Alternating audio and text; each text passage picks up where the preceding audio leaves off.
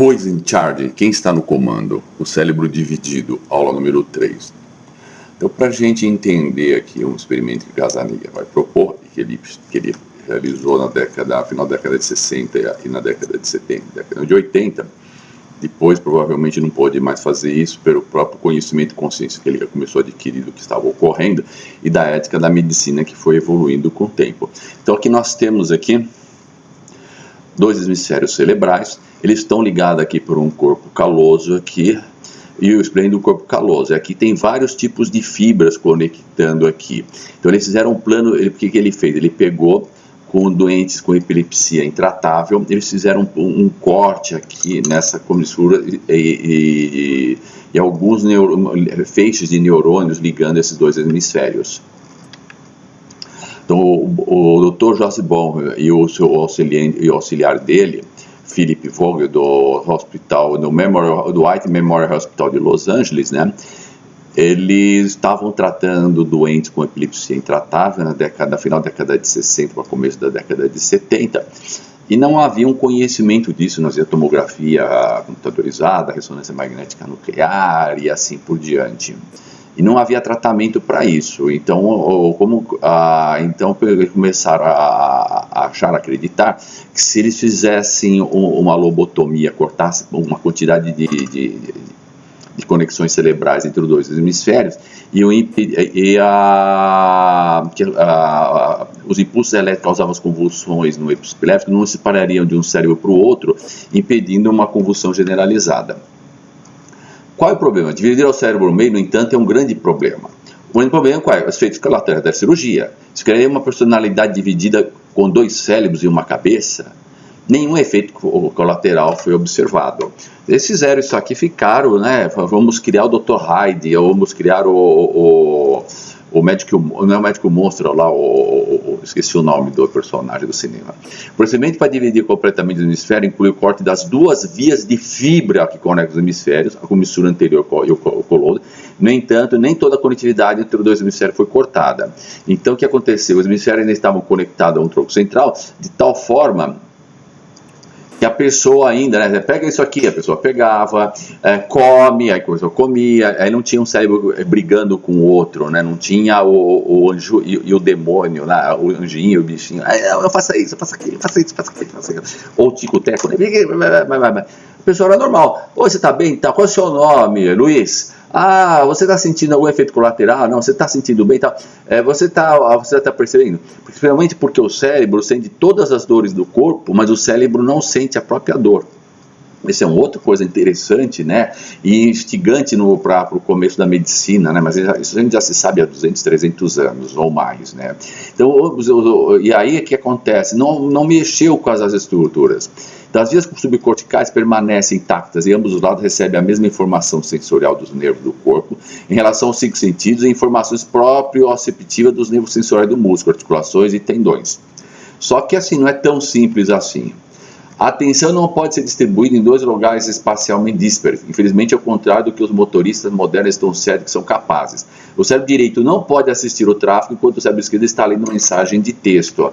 Porque, veja, o cálculo matemático, escrita, fala, referências motoras, leitura, identificação de objetos animais, compreensão linguística, relações espaciais quantitativas, montar uma história é feito pelo lado esquerdo do nosso cérebro, do nosso neocórtex. Prosódia, compreensão musical, compreensão de prosódia, reconhecimento de categoria de pessoa, reconhecimento de categoria de objetos, a parte espacial, pintura, tudo, é feito pelo outro hemisfério, tá certo? Então o Gazzaniga tinha elaborado um procedimento de teste que, ao contrário do usado pelo Arquette, ele aproveitou a anatomia do sistema visual humano. Nos seres humanos, os nervos ópticos de cada olho se encontram no que se chama abismo óptico. Então o que ele vai fazer?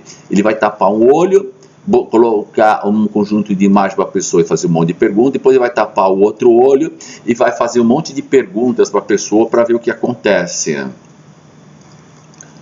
Aí então, nas experiências com animais, essa informação não cruza de um hemisfério desconectado para o outro.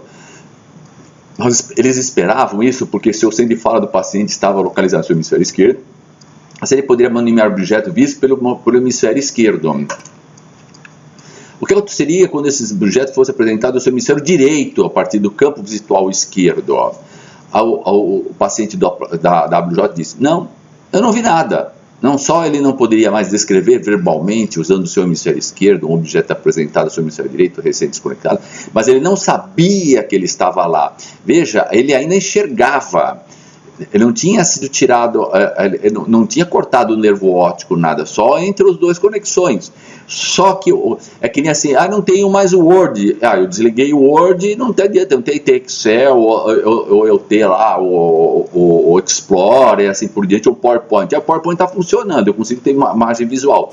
Mas o Word não está funcionando, eu não consigo fazer o negócio. Ou o Excel não faz cálculo, mas os programas estavam lá. Descobriu-se que qualquer informação visual, tátil, proprioceptiva, auditiva, olfativa, que eu apresentava no hemisfério, foi processada naquela metade do cérebro sozinha, sem qualquer consciência da outra parte.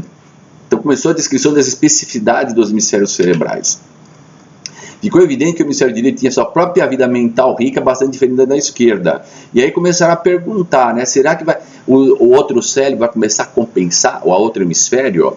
Será que um começa o serviço, por exemplo, se eu arrancar um hemisfério do cérebro de uma pessoa, o outro vai fazer todos os serviços?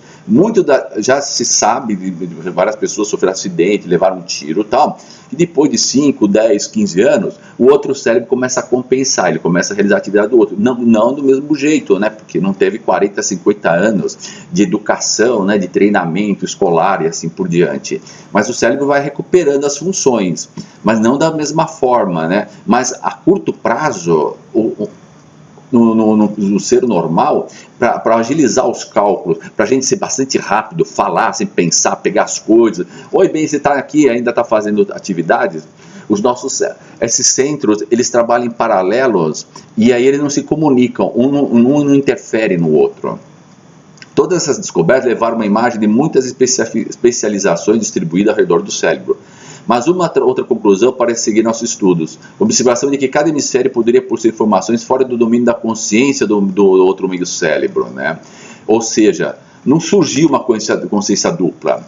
Nem todos ficaram entusiasmados com essas ideias, né? Veja, o próprio médico, o próprio cientista, ele também tem vários centros cerebrais. Ele tem o conjunto dele de que forma a personalidade de médico e tem outro conjunto, de que forma as crenças religiosas, o médico esportista, o médico religioso, ou o médico ateu, tal. Aí então o que acontece, né? Você conhece o Mike? Um perguntou para o outro. Ele é o cara que descobriu o fenômeno do cérebro dividido em seres humanos. Aí ele respondeu, ótimo. Agora tem dois sistemas que não entendemos. Pareceu que a cirurgia do cérebro dividido produziu dois hemisférios conscientes separados na época, né?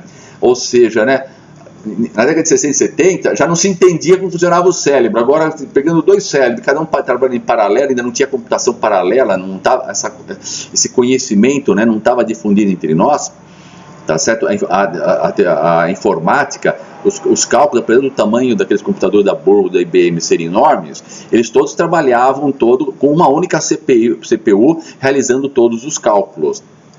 Em outras palavras, cada hemisfério parece ter suas próprias sensações separadas e privadas, suas próprias percepções, seus próprios conceitos, seus próprios impulsos para agir, com experiências volicionais, cognitivas e aprendizagens relacionadas. Isso colocava o problema de que cada consciência tinha seu próprio protagonista. Então havia dois eus. Depois a gente vai ver que não, nós temos centenas, infinitos eus. Havia também duas vontades gratuitas, porque as duas metades do cérebro não estão em conflito sobre o que está no comando. Qual metade está a cargo? Né? Who is in charge? Os dois eus do cérebro estavam presos em um corpo que só poderia estar no lugar ao mesmo tempo. Qual metade decidiu onde o corpo faria ou seria, o que aconteceria? Por quem melhor do porquê, esse sentimento de aparente de unidade, né? Então esses são os problemas que surgiu, né? O problema do tico e teco, né? Quem está funcionando? É o tico ou o teco, né? A gente acorda de manhã, aí fala, hoje assim eu não estou querendo escrever, eu não quero, o tico não está funcionando, eu só estou com o teco, né? Eu só estou fazendo as coisas aqui, ou eu não vou cantar, hoje eu não estou legal para cantar, tal, né? O teco não está funcionando, só estou com o tico, não estou a fim de estudar, fazer matemática, né? Hoje só o teco está funcionando, o tico, assim por diante, tá certo? Veja que isso aí foi incorporado com os desenhos do Walt Disney. As pessoas instintivamente, intuitivamente começaram a falar desse jeito, né? Principalmente cada maçonaria, a causa do esoterismo esotérico que invadiu após Beatles, toda aquela revolução, com enxurradas de hindus aqui, a teosofia, a filosofia rosacruciana, yoga e assim por diante. A teoria do cérebro dicotômico foi para a poeira. Por que essa teoria não resistiu? A teoria começou a rachar quando começamos a testar as habilidades cognitivas do hemisfério direito e percebemos que os dois hemisférios não são iguais. Nós conhecemos o hemisfério esquerdo, como esse garoto que poderia conversar e entender a linguagem, enquanto o direito não falava e tinha uma compreensão muito limitada da linguagem. Então tem muito caso de história, ou que a gente conheceu, que tinha um colega de escola, tal, que ou desenhava muito bem, tal, mas tirava as notas baixíssimas em redação, ou pessoa sofresse, uma pessoa estranha, né? Esse cara aqui, ele não consegue perceber ao lado, as mulheres que reclamam nós homens, né? Que as nossas mães não treinam a gente para ver sujeira e vassoura, né? Depois a gente casa e a mulher fica xingando, porra, passou do lado da vassoura e nem viu a vassoura para varrer ali, porque não fomos treinados. É que nem jogador de futebol. Tem jogador de futebol que pega a bola, baixa a cabeça e sai driblando, né? Esse jogador não joga lá no Paris Saint-Germain, não joga no Manchester City. E agora um monte de time no TikTok lá na Espanha. Por quê? Porque esse jogador não foi treinado nas escolinhas, não foi treinado na base e tal, para desenvolver percepção lateral e tal. Então, mas não é a culpa dele, ele não tem uma deficiência morfológica, de evolução, não sei o quê. O problema foi de percepção, de prestar atenção, de ser treinado tal, para desenvolver aquela capacidade, ter uma alimentação correta, sono correto, tomar vitaminas, sais minerais, porque o nosso cérebro, como eu já expliquei para vocês, consome 70% da energia do nosso corpo. Então tem vários fatores que hoje, todos esses clube de vôlei, estão tomando cuidado com isso. Por quê? Porque um atleta hoje vale 10, 30 mil dólares. Em dinheiro do Brasil são 150 milhões de dólares. Então agora, a cobiça, né? Então eu estou falando isso aí, não estou falando para você só ficar bom, eu estou falando para acender a sua cobiça, a sua ganância. Então vamos usar a cobiça e a ganância para entender um pouco melhor o homem e sermos menos racistas, tal. Já que você não tem um lado cristão, mas a cobiça, ela só precisa da amígdala, do sistema límbico, né? Até agora tudo bem. O hemisfério direito poderia ler as palavras, relacionar as palavras com as imagens. Quando juntamos dois, no entanto, a mão esquerda não pode julgar o conceito e não faz inferências. Então, por exemplo, eu ponho aqui uma panela de pressão e fogão. Se a pessoa só enxergar com o olho esquerdo que atua no cérebro direito, ele não consegue. Panela, mas fogão ensopado, né? Eu vou fazer um belo ensopado, mas o cérebro direito não faz inferência. Então tem muitas pessoas que tiveram algum traumatismo ou algum problema genético e nasceram com o hemisfério esquerdo ou o hemisfério direito com problema e partes das atividades deles não são realizadas. E aí tem que fazer toda uma educação específica para isso, tudo. Mas isso é muito caro, tal, mas logo já vamos ter chips resolvendo esse problema, fazendo choques elétricos, nem nos músculos, né? Você faz choques elétricos para fazer, né, o atleta de Kung Fu, tal, e assim por diante. Então isso derrubou a ideia da dicotomia. Isso foi bastante ruim para a teoria do cérebro dicotômico, mas é absolutamente apavorante para os conceitos existentes sobre a unidade da consciência. De volta ao quadro negro com a pergunta: de onde vem essa experiência? Como eu sei que eu estou consciente? Eu falo com você, agora você está consciente, eu falei com você. Você sai daqui e começa a ir lá, aí começa a ver ideia, eu tenho que pagar a conta, amanhã é segunda-feira, ou amanhã é terça, dependendo do dia que você for ver isso aqui. E aí você está, que o Gentil dizia, que uma consciência relativa, você não está completamente se observando. Porque quando a gente está se observando, a gente se cansa muito, que é o final dessa exposição. Temos o eu consciente que controla e distribui as funções? Fisiologicamente, neurofisiologicamente, não. E a experiência de 10 mil anos dos sufis, dos cristãos, de todos os taoísmo, tal, budismo e yoga, diz que não, afirmam que não. A informação é processada em seguida, canalizada através de um tipo de centro de ativação consciente, que faz experiências subjetivas conscientes para você e para mim, organizadas de forma diferente. Ou seja, experiência subjetiva, nós temos uma consciência subjetiva, que ela, em geral a gente está num tipo de consciência entre aquela consciência que a gente presta atenção numa aula, num vídeo, e aquela consciência de sono. Então muitas vezes a gente está lendo e tem uma música tocando. Aquilo lá entra no nosso subconsciente como fosse um sonho, tá certo? Produz imaginações, imagens no nosso cérebro. Por isso que a gente se cansa tanto para estudar. Os fatos estavam inclinando para um tipo diferente de organização, uma organização modular com múltiplos subsistemas. Uma vez que estávamos encontrando capacidade especializada em todas as diferentes regiões do cérebro, desde que vimos que a experiência consciente estava intimamente associada com a parte do córtex envolvido com uma certa capacidade, perceber a consciência distribuída em todo o cérebro. Logo, após a cirurgia do cérebro dividido, quando você pergunta ao paciente como você está, a resposta é: tudo bem, como o senhor está, doutor? O senhor é o mago da medicina, você resolveu meus problemas. Então você pergunta: você percebe algo diferente? A resposta é não.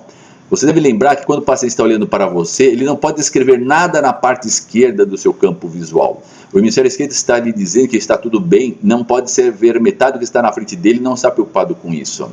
Pacientes com lesão no nervo óptico reclamam, percebem que perderam o campo de visão. Pacientes com lesões no córtex associativo visual não percebem que perderam o campo de visão. Ou seja, quando você tira o aparelhinho de ver, o cérebro percebe: não está chegando informação para mim, você desligou a câmera. Agora, se as duas câmeras estão funcionando e o problema é você não ligou aqui esse aparelho aqui, que é o câmera, aí o cérebro não percebe. Ele não percebe que não está chegando imagem para ele.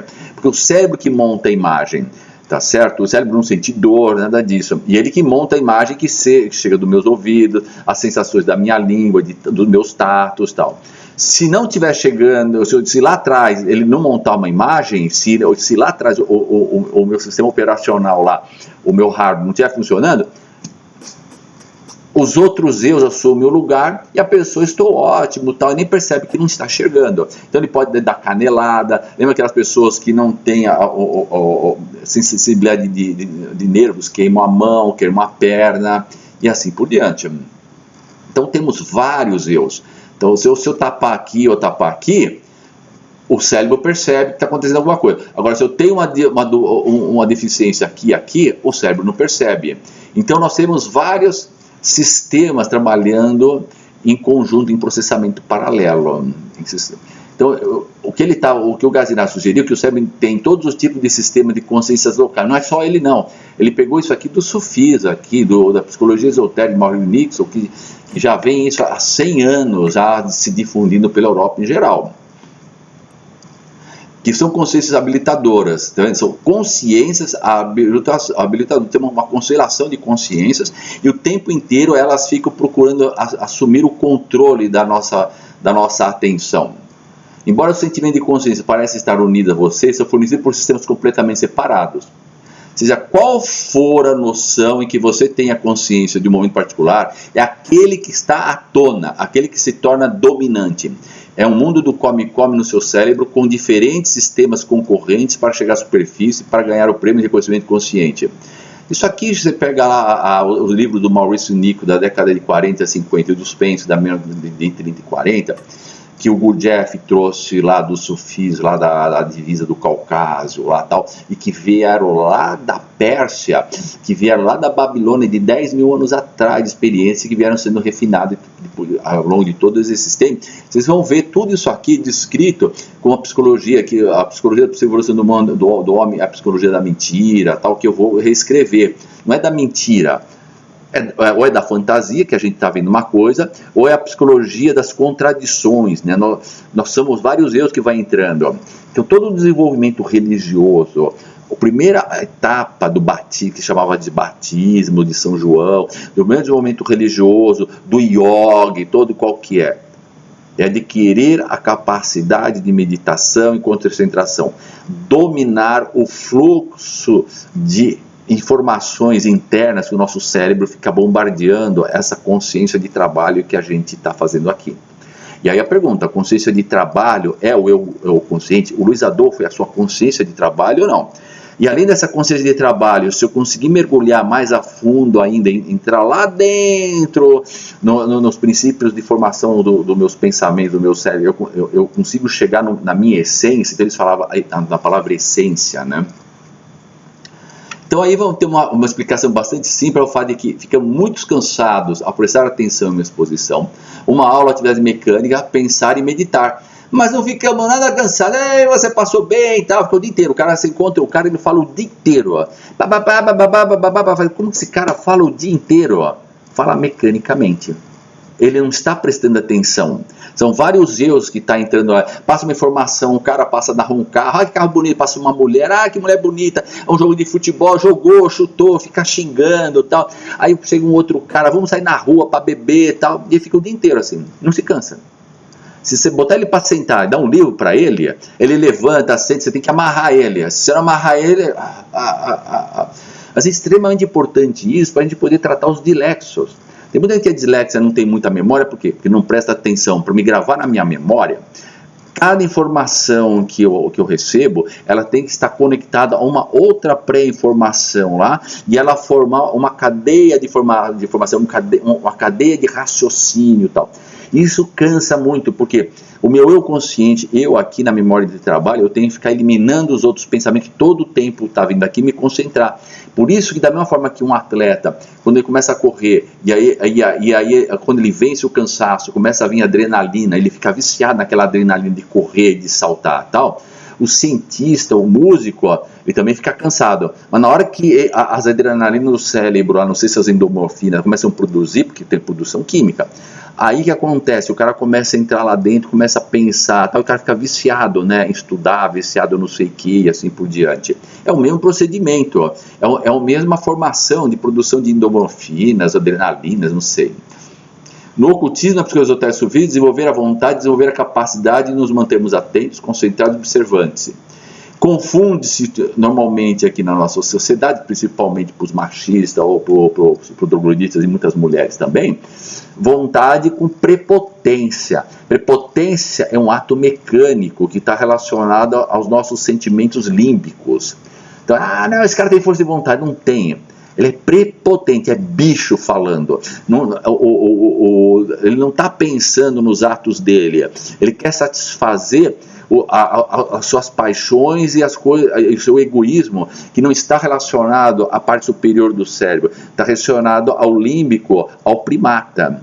E é por isso que quando o pessoal falava isso aqui, os bispos do século XII, XIII, XIV, senhor feudal e assim por diante, pegava e mandava matar o monge, mandava matar lá os iogos, os judeus que estudavam essas coisas todas. Então era tudo quietinho, né? Por isso que Dante Alighieri, Shakespeare, todos eles escreveram tudo em formato de romance, né? Fizeram tudo em mitologia, contos de fada, ao rei nu e assim por diante, porque tiveram que escrever com metáforas. Só que agora não tem mais sentido escrever metáfora. O jogador de futebol, ele está lá com a multimídia, que nem eu estou falando com você aqui, mostrando espaço, com o programa da Microsoft de posição, espaço, tempo e tal, desenvolvendo capacidades cognitivas. E aí está lá fazendo musculação, levando choque e tal. Mudou-se o mundo, ó. Tá certo? Mas ainda nós temos a politicália, né? E aí esse é o grande problema, nós não queremos mais ser representados, né? Os escritores, os professores, as pessoas comerciantes. Então o problema agora do sofismo, dessa coisa, é que a ganância está chegando aí, da mesma forma que a internet chegou aí e acabou com o monopólio da mentira das pessoas que controlavam o conhecimento. Só que é o que nós estamos vivendo, essa grande guerra mundial, que é a guerra dessa fase de transição das pessoas que ainda continuam querendo manter o domínio da informação e as pessoas que ficam destruindo a educação das pessoas porque as pessoas não possam digerir e pensar e raciocinar sobre a informação. Então ainda vou ter mais umas aulas aqui porque nós vamos chegar no cérebro coletivo. Isso aqui não termina aqui não. Nós vamos chegar no cérebro coletivo para chegar no outro cérebro, para depois eu me escrever o meu livro, A Possível Evolução Cognitiva do Homem. E aí e começar a descrever tudo o que acontece nos ensinos. Essa aula foi um pouco demais. Adiós, bambinos!